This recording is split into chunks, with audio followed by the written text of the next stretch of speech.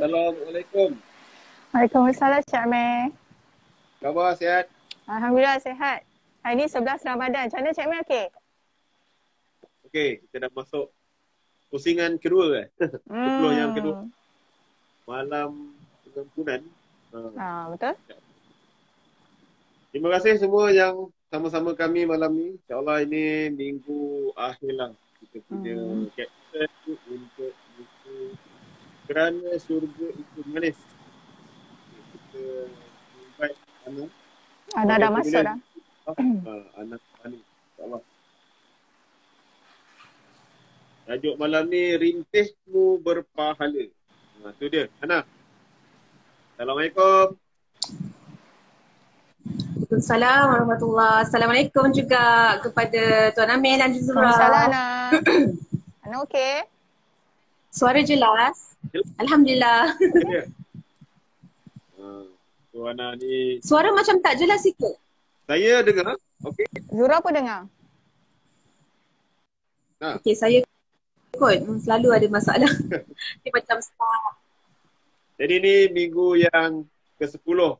Rintihmu Berpahala, kapsul Kerana Syurga Itu Manis. Jadi kita berkata di malam ini dengan Al-Fatihah. Bismillahirrahmanirrahim.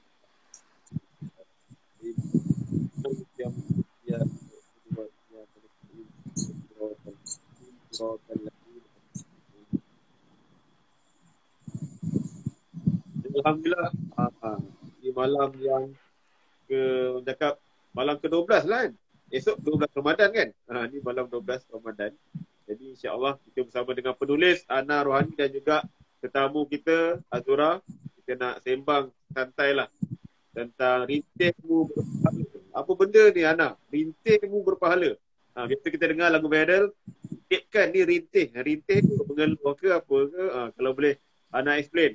Kenapa Ana masukkan? Macam biasalah sebagai mukadimah nak tahu dalam buku Kerana Syurga Itu Manis ada bab tentang rintihmu berpahala. Macam mana rintihan tu boleh jadi pahala? Bismillah. Okay, subhanallah. Okay, bismillahirrahmanirrahim. Assalamualaikum warahmatullahi wabarakatuh. Sekali lagi pada Tuan Amir, kepada Zura juga kepada sahabat-sahabat yang sedang menonton. InsyaAllah live pada malam ini. Dan merupakan malam yang last lah kan untuk kita sembang santai buku ni.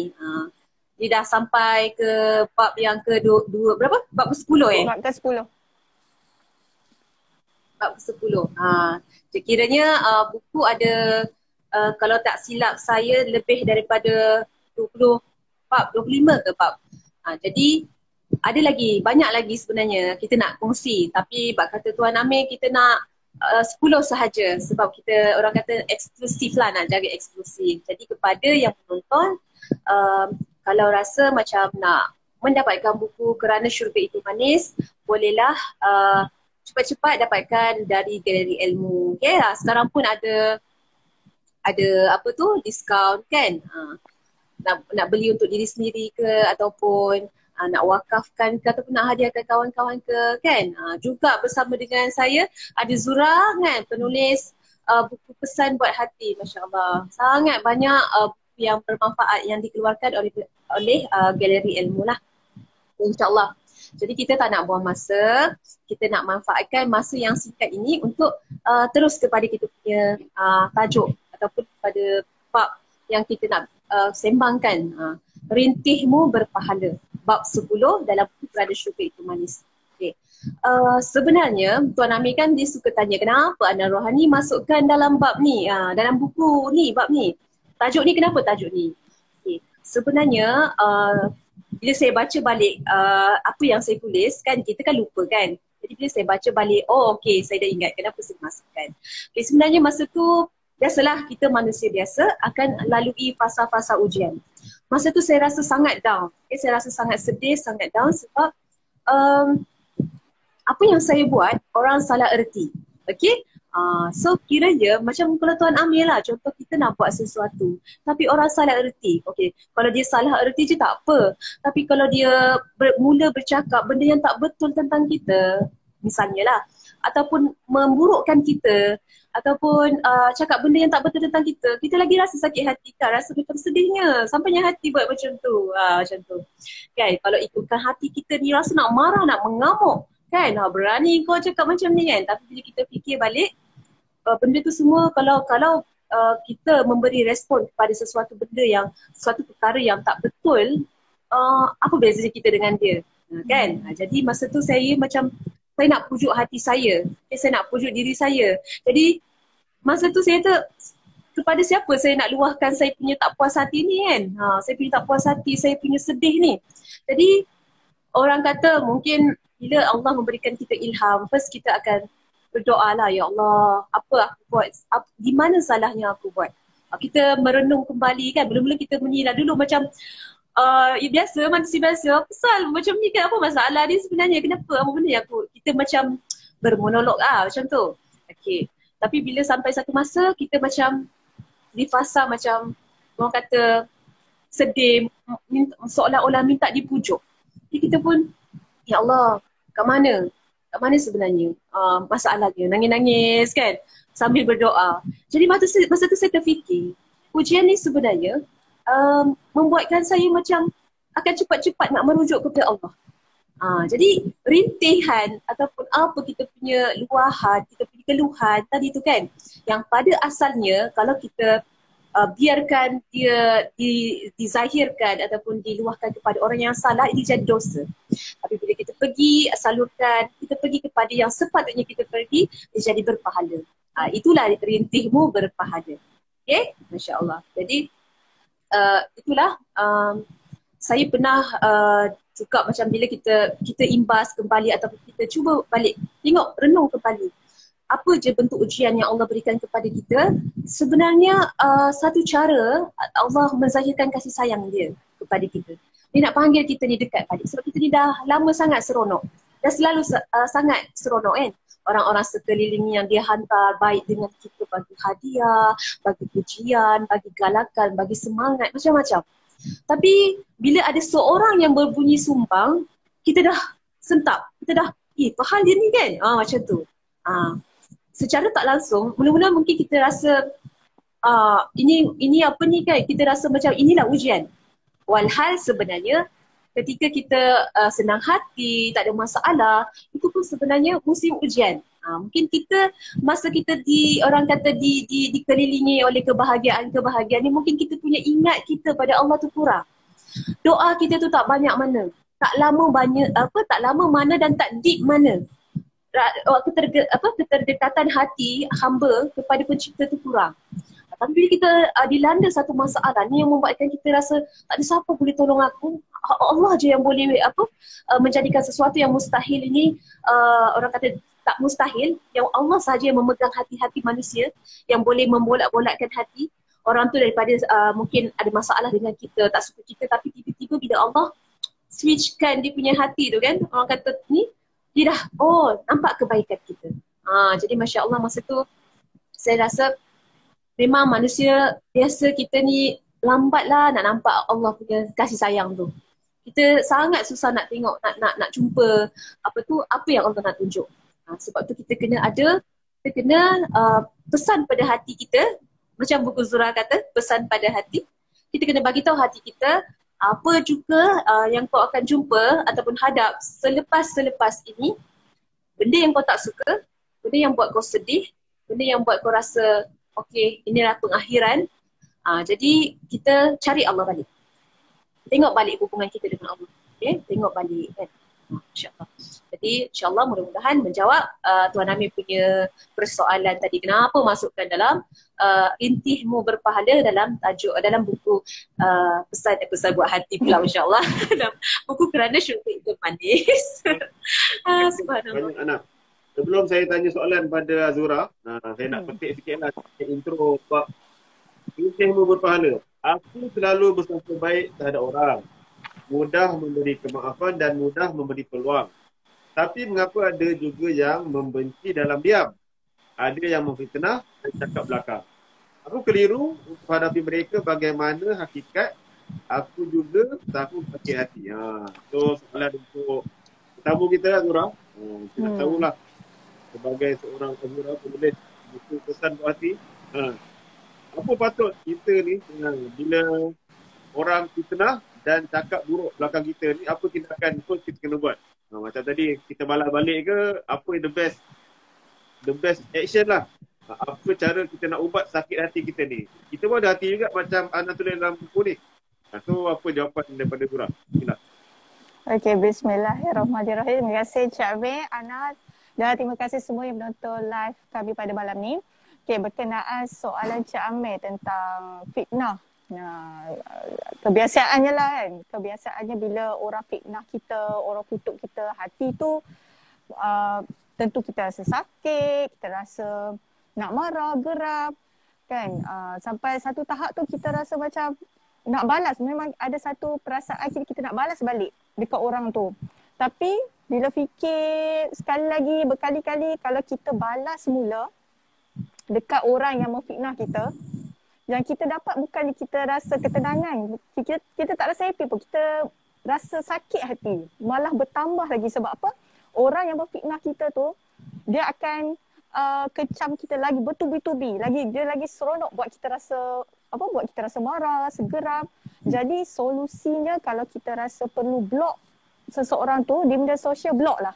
Bukan sebab kita tak matang, bukan sebab kita ni tak rasional, bukan sebab kita ni nak putus silaturahim, tapi untuk kebaikan kita, kebaikan dia juga, supaya dia tak ada alasan lagi untuk cari point untuk kutuk kita lagi bertubi-tubi kan. Dan kita menjauhkan diri dari seseorang tu untuk kebaikan kita, salah satunya sebab kita nak berperasaan sakit hati disebabkan orang yang sama, dan kita pun tak nak ada satu perasaan sakit hati untuk kita kutuk dia lagi, untuk kita terima lagi kutukan dia tu. Sebab orang yang memfitnah ni, kalau dia kebiasaannya dia takkan mengaku silap dia. Dia akan cari lagi salah kita. Kadang-kadang kesilapan tu kecil tapi dia sengaja memperbesar-besarkan.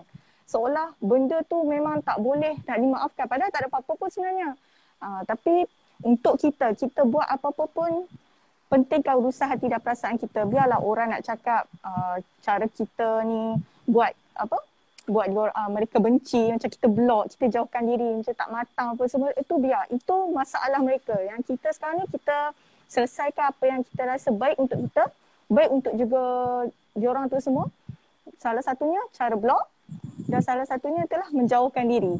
Sebab ni yang dipanggil orang kata toksik dalam friendship ni, yang buat kalau kita dah berada dalam persekitaran toksik dalam friendship ni, contohnya kita rasa sebersalah nak move on dari hubungan tu. Ya, itu satu tanda keberadaan kita tidak dihargai. Perasaan kita tak dihormati sebab buatkan rasa kita sebersalah nak tinggalkan orang tu orang ni. Padahal kita memang ada sebab kukuh kenapa kita perlu menjauhkan diri. Sebab kita dah cuba dah perbetulkan keadaan, kita cuba cakap baik-baik tapi orang tak terima. Jadi solusinya kita sendiri tahu, untuk kita cari ketenangan, cari kebahagiaan dengan cara macam saya cakap tadi, kita block. Kalau rasa perlu block.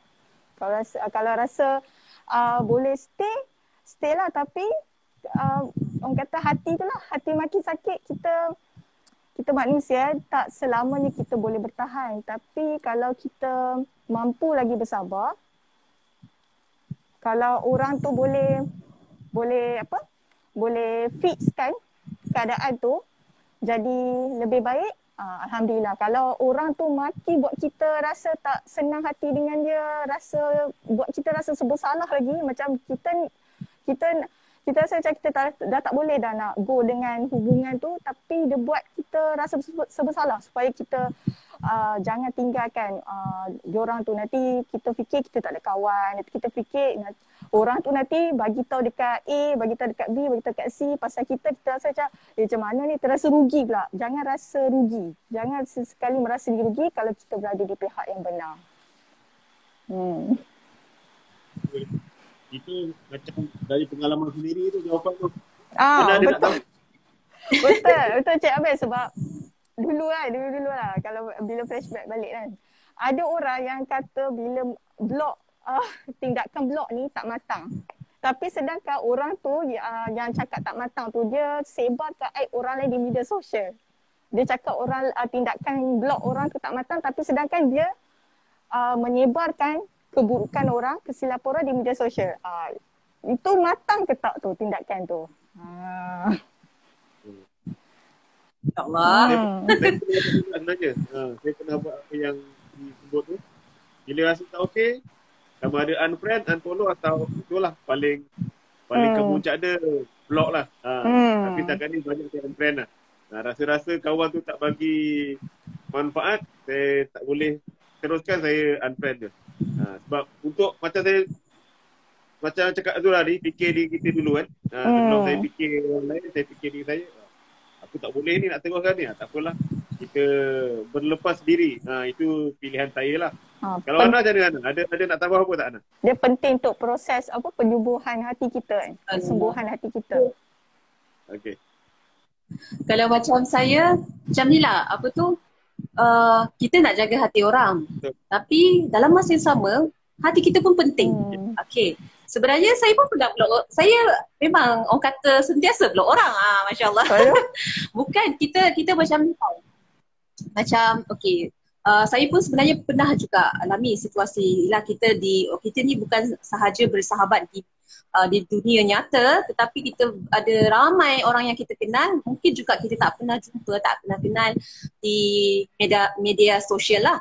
Tapi mungkin kalau orang yang kenal kita depan mata dan berkawan pula kita di media sosial, mungkin dia akan nampak, dia akan gunakan kita punya kecenderungan tu sebagai kita punya, dia akan gunakan kita punya mungkin yang sesuatu yang kita sebutkan sebagai kelebihan tu sebagai titik lemah kita juga.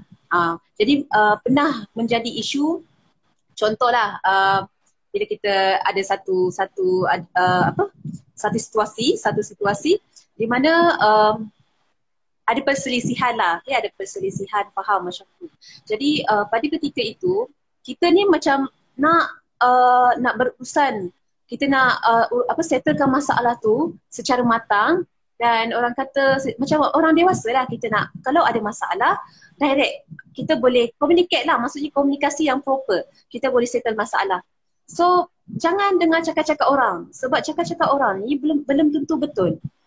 Tapi masalahnya bila dia lebih suka mendengar daripada mulut orang lain, membuatkan benda tu dia marah. Dan dia ni jenis yang suka menzahirkan segala dia punya emosi tu di media sosial. Maksudnya dia bercakap tentang kita, kutuk-kutuk kita kan. Jadi kita ni pula macam terbaca kan. Jadi pada ketika itu saya memang tak ada idea langsung yang nak blok orang. Tapi seseorang pernah menasihati saya. Dia tegurlah saya. Kenapa sedih sangat ni kan? Kenapa macam nampak ada masalah?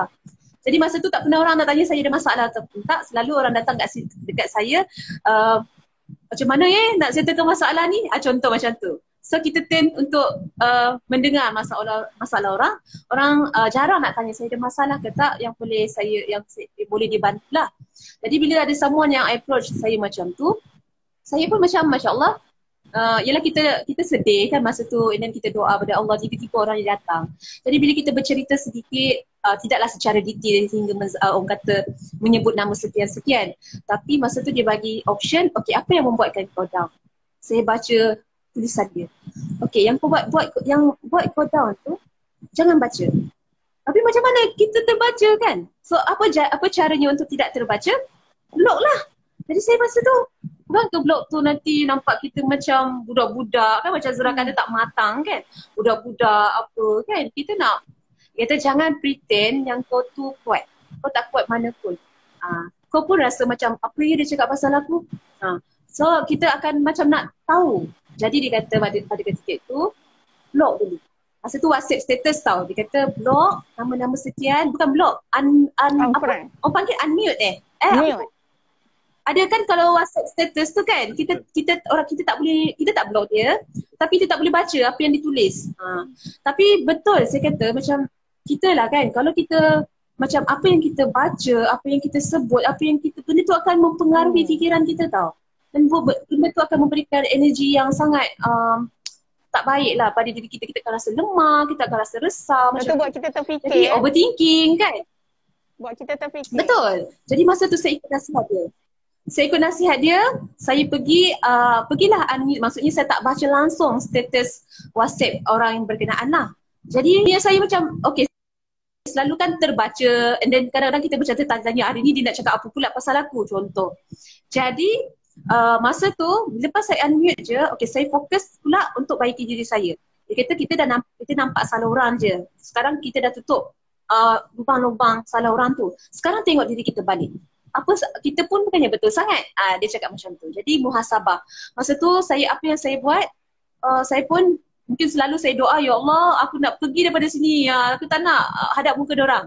Jadi masa tu apa yang saya tukar cara saya doa, saya kata, ya Allah, mereka tak faham. Mereka tak tahu. Mereka salah faham. Ya Allah, kau yang pegang hati mereka. Sebutlah nama diorang tu kan. Masya Allah. Kalau diorang tahu yang kita sebut nama diorang dalam doa, Masya Allah kan. Sekarang dah tak tahu. Dekat akhirat ni diorang tahu. Macam tu je cara saya nak pujuk hati saya. Jadi, yelah panjang ceritanya lah kalau ni. Tapi nak cakap, Masya Zura kata tadi, jangan rasa tak adanya tak matang. Itu semua adalah orang kata apa, bergantung kepada diri sendirilah. Okay? Kalau macam saya ambil cadangan, ambil nasihat orang yang menasihati saya tu, pergi unmute, pergi blog, satu tu. Tapi bila saya dah satu fasa, bila saya rasa saya dah boleh berurusan dengan dia, dah okey, isu dah settle, saya tak tahu, saya dah sampai satu masa saya tak kisah apa dia nak fikir pasal saya, tapi saya cuma nak berbaik-baik dengan dia. Apa yang kau fikir tentang aku, segala yang negatif, yang buruk tu, tak apa, itu kau punya urusan kau, tapi aku cuba nak buat yang the best je. Allah tahu niat aku dan aku doa semoga kau faham, kau pun dapat nampaklah apa yang aku nak buat sebenarnya. Macam tu. Sebab kita anggap je dia salah faham, dia tak tahu. Orang kata apa, orang yang buat jahat kat kita ni kan, memang kita rasa marah, rasa benci kan. Tapi sebenarnya kita kena tukar switch, itu semua permainan syaitan je. Dia suka kita benci-benci sesama manusia ni. Jadi kita kena tukar, kita kena cakap, kita kena kesihan kat dia. Tak ada orang doakan dia, jadi kau doalah kat dia. Itu antara yang dipesan kepada saya lah. Kesian dia, tak ada orang doa untuk dia. Doakan dia. Macam tu. Jadi saya pun dengan marah, rasa marah ni meluap-luap ni, nak doa pula orang pada orang tu kan. Ya Allah, ikhlaskan hati aku. Ya Allah, dia tak tahu, dia tak faham. Kita doa dia, sebutlah nama dia kan. Macam tu. Jadi alhamdulillah, bila satu masa saya dah sejuk hati, makan masa berbulan-bulan juga kita nak sejuk hati ni kan. Jadi satu masa tu saya pergi unmute balik. Dah okey balik. Dah tak ada dah, dia pun dah. Bila kita unmute dia tak boleh tengok kita dan kita tak boleh tengok dia. Jadi dia tak ada benda lah nak ni kan. Jadi masalah settle. So dah tak ada isu dengan dia. Macam tu.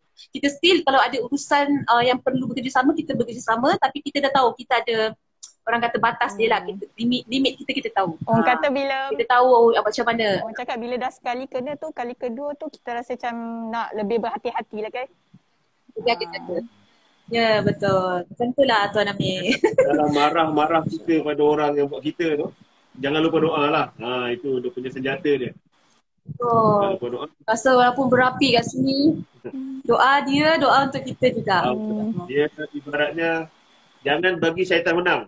Tu dia punya istilah. Betul. Betul. Kita mesti lulus ujian ini. Ana sebagai penutup, sebagai kata-kata nak dipetik daripada buku ni, apa yang boleh dikongsikan? Sila. Masya Allah, sebenarnya sedih. Plus dah. Alamak, Masya Allah. Sekejap sangat kan. Jadi kepada sesiapa yang sedang menonton hari ni, kita dah sampai ke bab 10. Jadi ada 9 bab yang sebelum-sebelum ni. Boleh pergi ke Instagram, IG, Galeri Ilmu. Dekat YouTube pun ada, dekat mana? IGTV. TikTok pun ada kan. Boleh tengok, tonton balik apa yang kita sembang santaikan. Okey. Jadi hari ni saya nak bacakan sedikit petikan dari buku Kerana Syurga Itu Manis. Ini dia. Okey. Dalam bab 10, rintihmu berpahala. Okay? Takdir ada kalanya terlihat berat sebelah agar kita ini sedar dan tidak terlalu selesa. Ada kalanya dihancurkan hatimu berkali-kali agar kau nampak dia sahaja pada akhirnya. Lihatlah dia dalam hatimu. Hidup akan terjalani mudah jika difikir mudah dan diminta dengan doa untuk dipermudahkan. Kita harus percaya kepada kekuasaan Allah dalam memberi, dalam menentukan, dalam mengurniakan. Allah tidak pernah tak sayang dan yakinkan diri kita kesabaranmu wajar. Okey, kita kena yakinkan diri kita yang Allah tu tak pernah tak sayang kita, selalu sayang kita. Dan apa tu, kesabaranmu wajar. Maksudnya kesabaran setiap kita punya apa, setiap ujian yang Allah bagi, dan kalau kita sabarkan sangat wajar. Orang kata berasas. Benda tu Allah akan bayar nanti. Bukan setakat nanti, sekarang pun sebenarnya Allah dekat dunia ni pun Allah dah bayar dah sebenarnya. Apatah lagi apa tu, syurga nanti. InsyaAllah semoga kita semua masuk syurga kan. Amin. Amin ya Rabbal Alamin. Okay. Amin ya Rabbal Alamin. Malam ni nanti kita ada pesta buku. Jadi live ni saya nak tanya pada Ana dengan Azura lah. Agak-agak boleh turun pesta buku tak nanti? Bulan 6 ni. Boleh? Ada perancangan tak? InsyaAllah mudah-mudahan diberikan kesempatan. Kita doa sama-sama. Oh, bulan Jadi, 6 ni berapa hari bulan Cik Amir? Apa dia? Berapa hari 3 bulan? bulan saya lah. Tak silap saya 3 hari bulan. Nanti kita cek balik. Awal bulan Awal. 6. Dah 2 tahun tak? Dah 2 tahun tak ada pesta buku kan? Yes, betul. Jadi untuk live pula mungkin kami akan rancang untuk buat FB live kot lepas ni. Ana dengan Azura sebab tak buat lagi FB live. InsyaAllah. Update daripada kami. Jadi terima kasih banyak Ana, Azura untuk 10 minggu ni. Azura sebelum ni pecah buat hati. Sekarang ni Ana pula Kerana Sudi Tu Manis. Dua-dua buku masih ada lagi stok insya-Allah. Sama ada direct atau beli dengan penulis, dapat sign. Dapat adalah lagi dia punya apa, tanda tangan, kata-kata ke apa. Jadi terima kasih banyak semua yang ikuti kami. Boleh tengok dekat IGTV, dekat TikTok pun ada macam Ana beritahu tadi. Azura punya sesi pun ada. Jadi terima kasih semua. Nak baca komen? Boleh baca komen tak? Siapa boleh baca? Baca tak? Ni Nur Syazmi Zamri. Zura boleh pergi, kakak dia yang akan hantar kan. Tu dia. Kakak Zura ni. Kakak Kakak cakap boleh hantar. Okay, terima kasih Kak Zura. Okey, jadi semua-semua yang join kami minta maaf ada Alhamdulillah. kurang. Jadi insya-Allah kita jumpa lagi sesi akan datang. Kan? Jadi itulah. Terima kasih banyak. Minta maaf. Kita tanggung sesi kita biasa dengan tasbih kifarah. Subhanallah wa bihamdihi subhanallah wa bihamdika asyhadu an la ilaha illa anta subhana rabbika rabbil izzati amma yasifun wa salamun alal mursalin. Jangan lupa niat puasa insya-Allah. Assalamualaikum warahmatullahi wabarakatuh. Waalaikumsalam. Terima kasih Cik Amir, Ana dan semua. Alhamdulillah.